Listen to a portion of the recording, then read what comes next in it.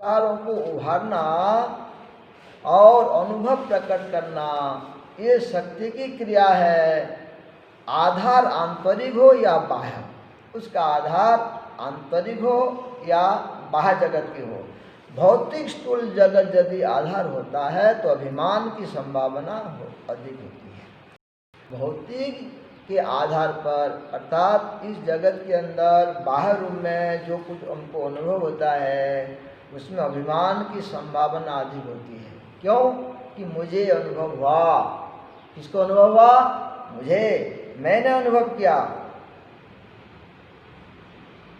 जबकि आधार आंतरिक होने पर दृष्टा भाव प्रत्यक्ष होता है।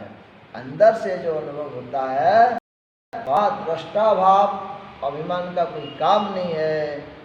दृष्टा भाव में होने के कारण इस संभावना कम हो जाती है।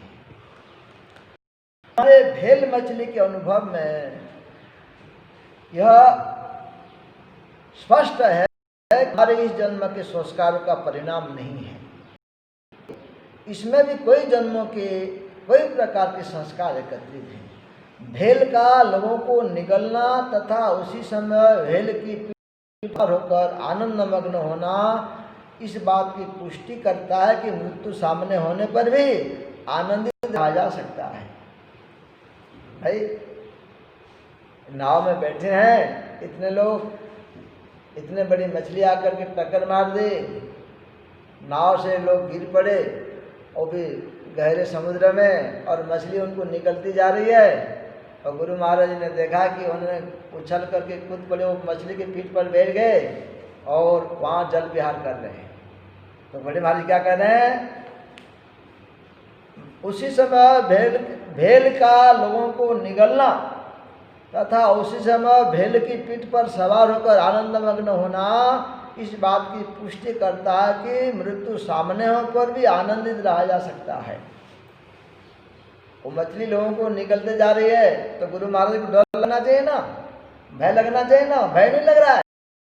मछली के पीठ पर बैठ करके जल विहार कर रहे हैं। तो बड़े महाराज जी कहते हैं कि इस बात की पुष्टि करता है वो दृश्य कि मृत्यु सामने होने पर भी आनंदित रहा जा सकता है। जगत के सुख दुख केवल एक दृश्य की भांति है। देखो ऐसी स्थितियां हैं कि जगत के जो दृश्य है सुख और दुख, जगत के जो सुख दुख है एक दृश्य की भांति। जैसे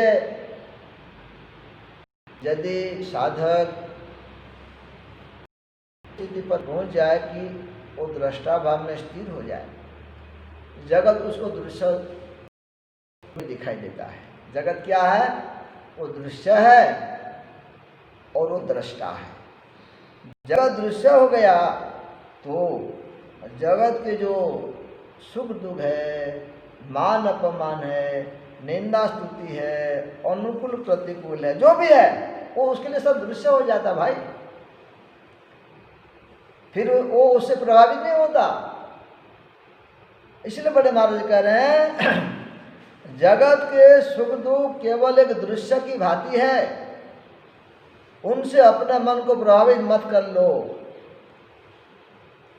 बात वो तो बड़े महाराज जी के लिए आसान है, गुरु महाराज जी के लिए भी आसान है, हम लोगों के लिए तभी तो केवल बातों का है। जगत के सुख दुख मान अपमान अभी हमारे लिए सत्य है। जगत सत्य है तो जगत के जो भी घटना सब सत्य है।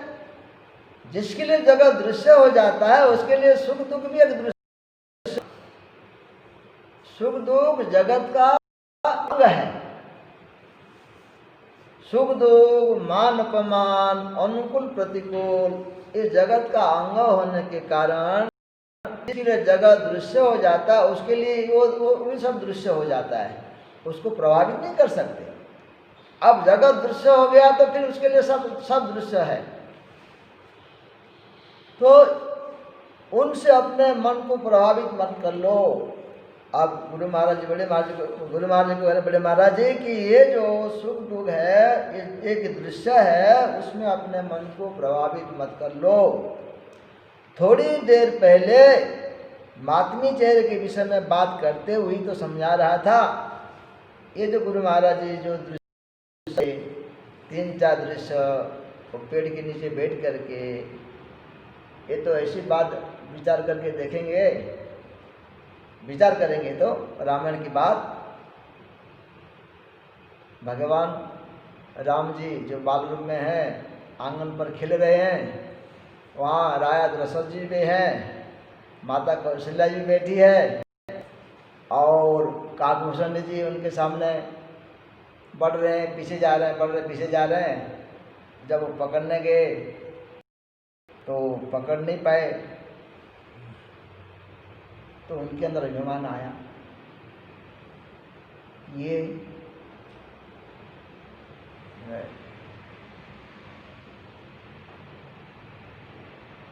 अभिमान क्या आया कि मैं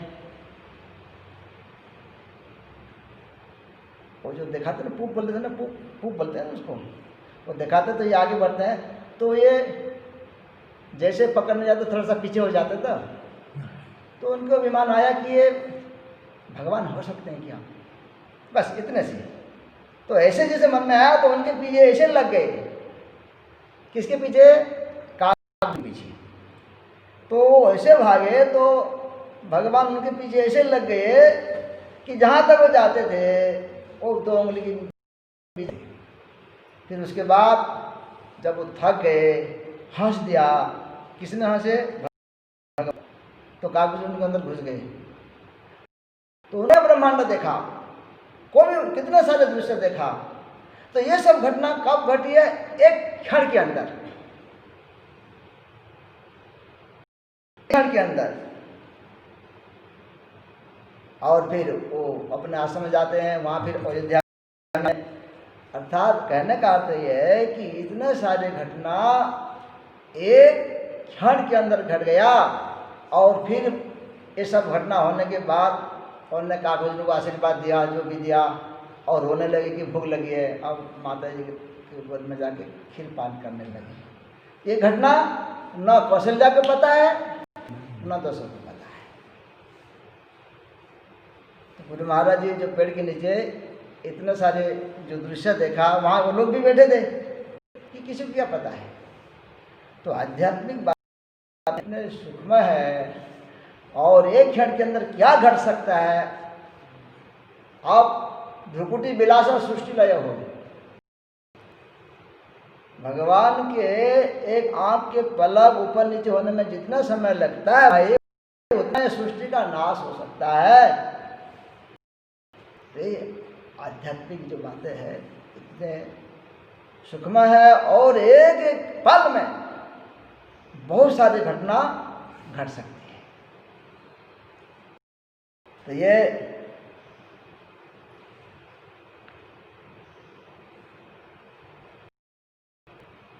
यहाँ गुरु महाराज जी को बड़े महाराज कह रहे हैं, मैं पहले इतने सब बातें हैं जो घटना महाराज को अनुभव हुआ। बड़े महाराज का मैं थोड़ी देर पहले ये चेहरा के विषय में जो समझा रहा था वही तो समझा रहा था। जो व्यक्ति आया उदासी चेहरा लेकर के, उनको जब बातें समझाए, उसके बाद महाराज जी पेड़ के नीचे बैठ कर कितना सारे दृश्य।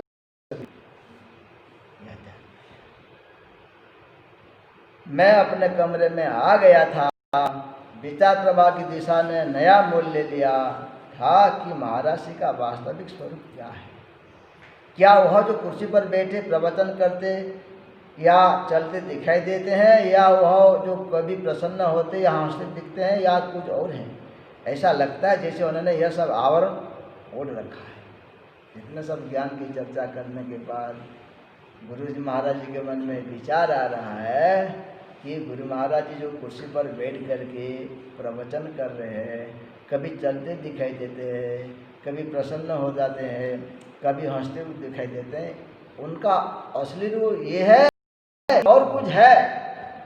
बोलते हैं उन्होंने कुछ आवरण ओढ़ रखा है। ये बात गुरु महाराज जी जान सकते हैं। बड़े महाराज जी की क्या स्थिति थी, उनके मुख से जो सुनते थे, उनके व्यवहार से वो देखते थे, तो अनुभव कर सकते हैं कि उनका वास्तविक क्या है। श्री विष्णु तीर्थम आनंदम परमात्मा वेलवरम श्री गुरु ओम नमो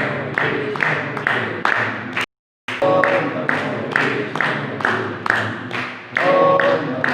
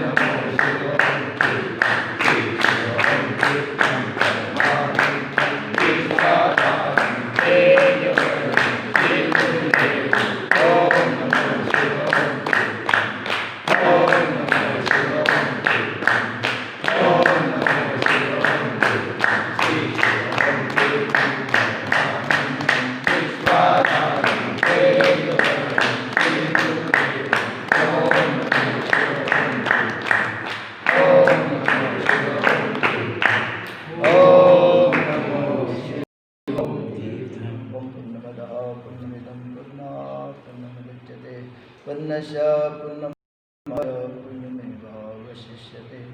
ओम शांति शांति शांति। श्री सद्गुरु महाराज की जय। अवधूत चिंतन।